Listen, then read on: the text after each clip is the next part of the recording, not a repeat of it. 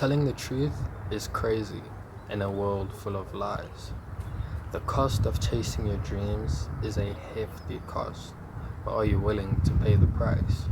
I've seen so many people lose their jobs, relationships, money, solely for the purpose of chasing their dreams. And I mean, we ought to ask ourselves, how far are we willing to go for the sake of our dreams?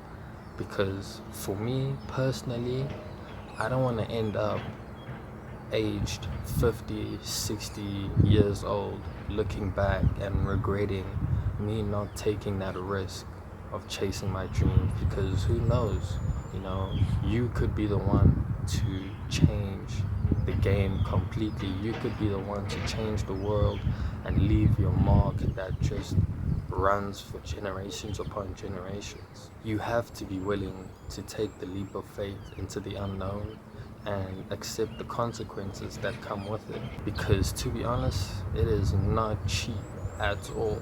I mean, people will call you crazy, people will think you're being unrealistic or you're being delusional, but in my eyes, the words crazy and delusional were invented by a people who lacked imagination. So it doesn't matter what other people have to say, because you don't need their permission in order to become the person who you're meant to be. And I get it, it can be very scary, it's rough, and it's not for the faint of heart, but somebody has to do it. I mean, we all can't just be hiding in our shells for our entire lives and expect somebody else to do the hard work.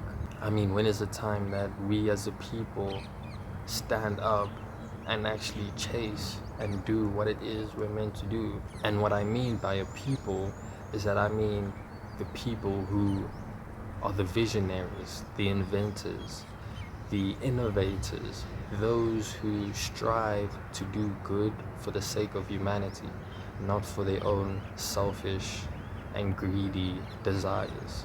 We need more people willing to bet their whole lives just on their dream, not for the sake of themselves, but for the sake of those around them. So now I ask you the question, are you willing to go through the countless days, weeks, months, and even years of constant humility, embarrassment, ridicule from the public eye, solely for the sake of your dreams? If the answer is no, then I don't blame you. This is not for the faint of heart. A lot of people's lives change, sometimes for the better and sometimes for the worse, purely for their dreams. And for those of you who say yes, you have my respect, because I know firsthand what it means and how it feels to be in that period of doubt, that period of uncertainty, that period where you question whether it's all worth it and whether you should just give up. For those of you who are in a similar situation, I just leave you with this. How big would you dream if you knew you couldn't fail? And if you knew you were only 30 fails away from success, how quick would you want to fail?